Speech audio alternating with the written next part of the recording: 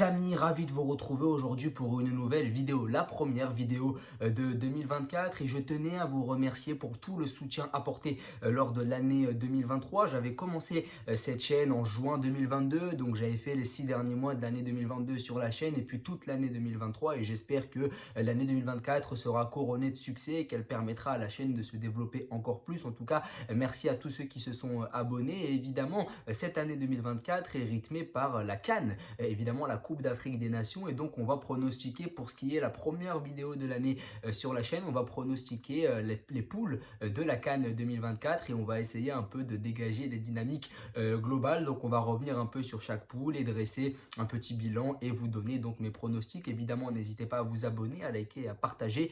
Évidemment, ça apporte du soutien. J'espère que cette année, comme je l'ai dit, sera couronnée de succès là aussi. Alors on va commencer par la poule A, la poule du pays organisateur. On va parler de la Côte d'Ivoire qui fera face au Nigeria, à la Guinée équatoriale et à la Guinée-Bissau. Alors c'est une poule plutôt abordable, même si les éléphants devront faire face évidemment au Nigeria dans ce qui sera un peu le choc de cette poule-là. Moi je vois la Côte d'Ivoire finir clairement première de cette poule. Je la vois comme la favorite du tournoi parce que c'est le pays organisateur, parce que il dispose de très nombreuses individualités qu'on connaît en Europe. Quand tu peux faire un milieu de terrain, Ibrahim Sangaré, Yannick Kessié et Seko Fofana, je pense que tu peux t'avancer facilement comme un des favoris. Donc cette équipe de la Côte d'Ivoire sera non seulement favorite de sa poule, mais en plus favorite de la compétition, coachée évidemment par Jean-Louis Gasset, qu'on connaît bien du côté de la France, qui a été l'adjoint de Laurent Blanc pendant de très nombreuses années. Et on a souvent imputé le bon travail de Laurent Blanc dans ces différents clubs au travail de Jean-Louis Gasset, parce que c'est lui qui s'occupait vraiment des équipes de Laurent Blanc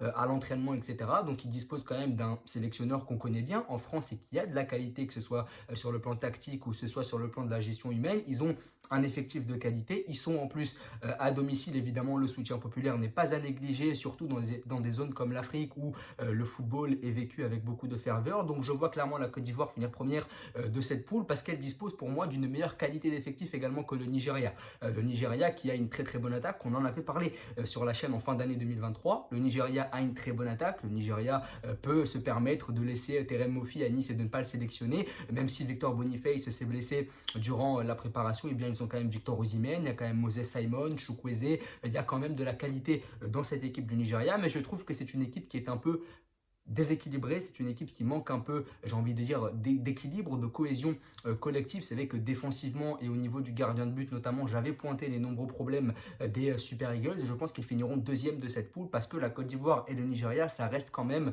largement au-dessus des deux Guinées, ce que j'appelle le duo des deux Guinées, la Guinée-Bissau et la Guinée équatoriale, même si la Guinée équatoriale a réalisé un très bon parcours lors de la CAN précédente où ils étaient arrivés en quart de finale, où ils ont été éliminés par le Sénégal. Mais c'est vrai que cette équipe de la Côte d'Ivoire et cette équipe du Nigeria, je trouve, sont quand même largement au-dessus de leurs deux concurrents que sont la Guinée-Bissau et la Guinée équatoriale. Je pense que la Côte d'Ivoire, par son statut de pays organisateur, par ses grosses individualités, son équilibre et son très bon sélectionneur dont on a dressé les louanges précédemment, va quand même finir première devant le Nigeria parce qu'il y a une meilleure qualité d'effectif, je trouve, du côté de la Côte d'Ivoire. Dans la poule B maintenant, évidemment, l'Égypte, le Ghana, le Mozambique et le Cap-Vert. Le Cap-Vert arrive comme un outsider. Je pense que cette équipe du Cap-Vert peut jouer les troubles faites dans cette poule, même si le Ghana et l'Égypte viennent quand même comme les gros favoris de cette poule-là. Je pense que l'Égypte est un favori de la CAN. On ne connaît pas beaucoup les joueurs de l'Égypte, si ce n'est Mohamed Salah, Marmouche qui s'est imposé du côté de Francfort comme l'un des meilleurs joueurs de la Bundesliga sur ces 6 premiers mois,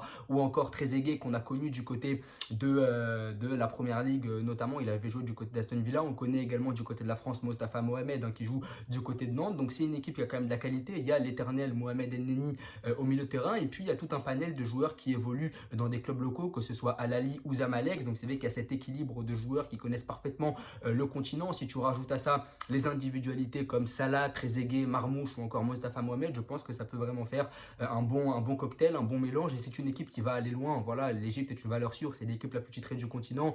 Encore une fois, même si on ne connaît pas tous les joueurs égyptiens et qu'à chaque fois on se demande si cette équipe va aller loin parce que c'est pas une équipe qu'on voit énormément, c'est une équipe qui ne va pas souvent à la Coupe du Monde, c'est une équipe qui est très cantonnée au continent africain, mais je pense que c'est une équipe qui va encore aller loin. Je pense que l'Égypte fera dernier carré, mais je ne place pas l'Égypte premier de sa poule. Je pense qu'un Ghana revanchard, un Ghana qui a été éliminé lors de la dernière Coupe du Monde en poule, un Ghana qui a fait une CAN absolument merdique, j'ai envie de dire, sur la dernière Coupe d'Afrique des Nations, où ils ne se sont même pas qualifiés pour les huitièmes de finale, hein, ils étaient dans la poule du Maroc, mais je pense que ce Ghana-là va être revanchard. Je pense que ce Ghana a quand même beaucoup d'individualité, et on le sait, quand tu es revanchard dans le football, tu es dangereux. Et je pense que cette équipe du Ghana va être la petite surprise qui va finir première devant l'Égypte, parce que je pense que l'Égypte va monter en puissance au fur et à mesure de la compétition, et je pense que comme l'Égypte peut taper n'importe qui, je pense que ça ne fera pas peur aux Égyptiens que de finir deuxième de la poule et de taper un gros ensuite, parce que l'Égypte peut taper absolument tout le monde, surtout que c'est une équipe qui va monter en puissance au fur et à mesure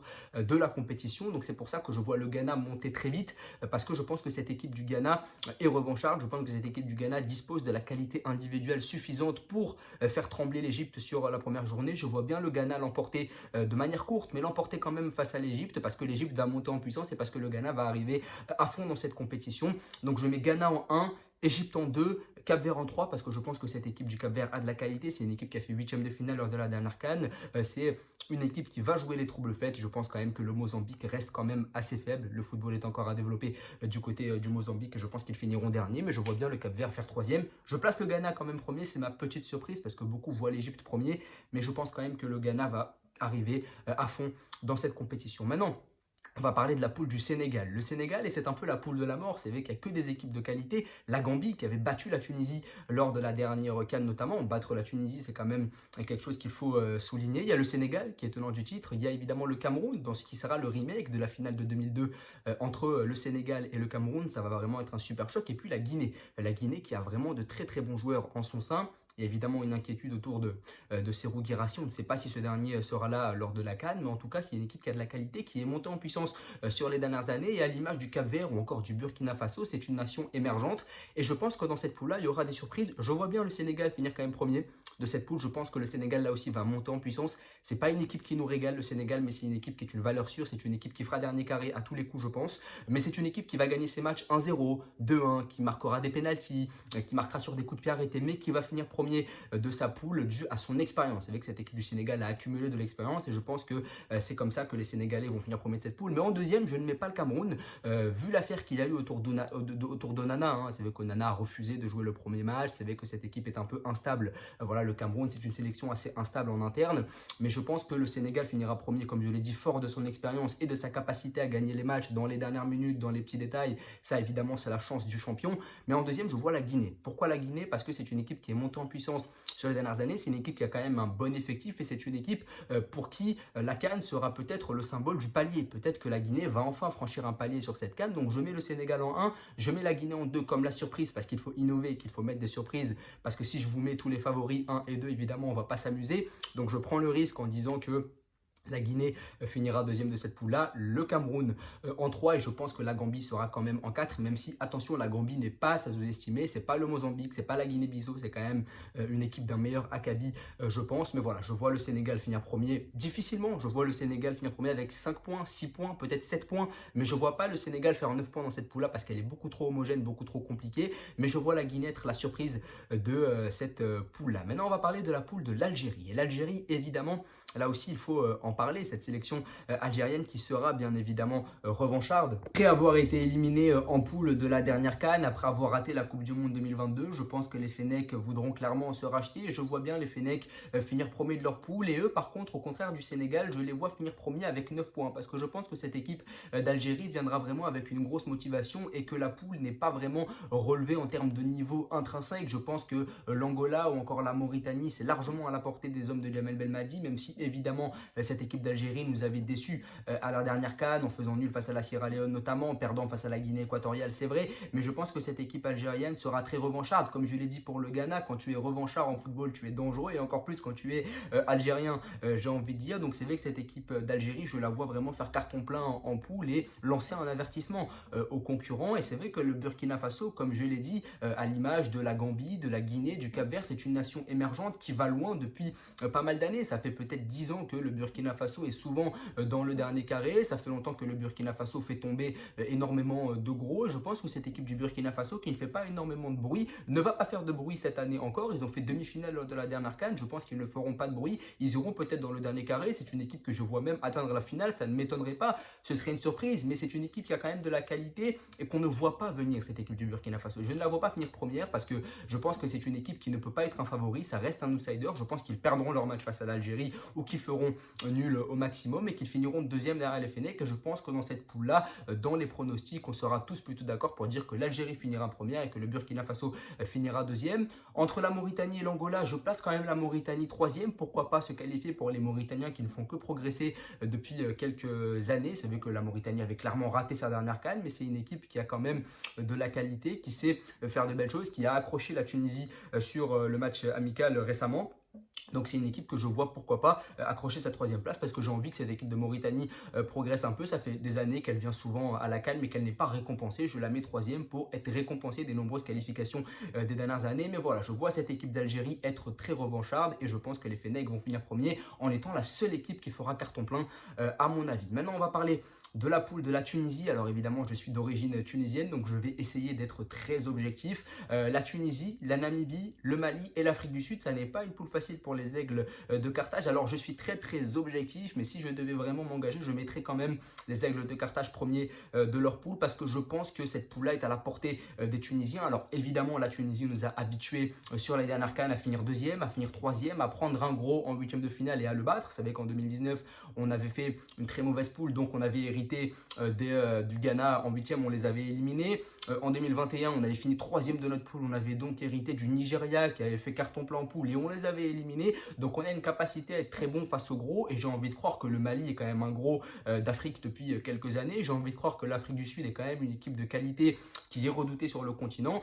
Attention au match face à la Namibie parce que comme je l'ai dit, on a l'habitude de déjouer face au bloc bas, face aux petits d'Afrique, j'ai envie de dire. Donc attention à ce match-là, mais je pense que le match contre le Mali sera vraiment pris au sérieux. Ça fait déjà 3 CAN qu'on les affronte et je pense qu'on commence à comprendre que les Maliens ont de la qualité. Et puis pourquoi pas changer un peu l'état de forme, pourquoi pas un peu changer le tournoi. Finalement, pourquoi toujours hériter d'un gros en huitième de finale quand on peut monter crescendo. Donc je vois bien les Aigles de Carthage être mobilisés d'entrée. Je les mets premiers, je mets le Mali deuxième parce que c'est vrai que le Mali est quand même plutôt impressionnant sur les matchs amicaux qu'ils ont joué récemment. Je crois qu'ils en ont collé 6 sur un des matchs amicaux qu'ils ont fait récemment. C'est quand même une équipe qui a de la qualité. C'est une nation émergente à l'image du Burkina Faso, à l'image de la Guinée comme je l'ai dit tout à l'heure. Je vois l'Afrique du Sud être troisième et se qualifier en tant que meilleur troisième parce que je pense que dans cette poule-là, ça va vraiment être très serré. Je pense que les Tunisiens finiront premiers mais que ça va vraiment se jouer à rien. Je vois bien beaucoup de matchs nuls, beaucoup de matchs fermés dans cette poule parce que la Tunisie a plus de qualité selon moi que l'Afrique du Sud, mais ça va pas être un match facile parce que c'est la phase de poule, parce que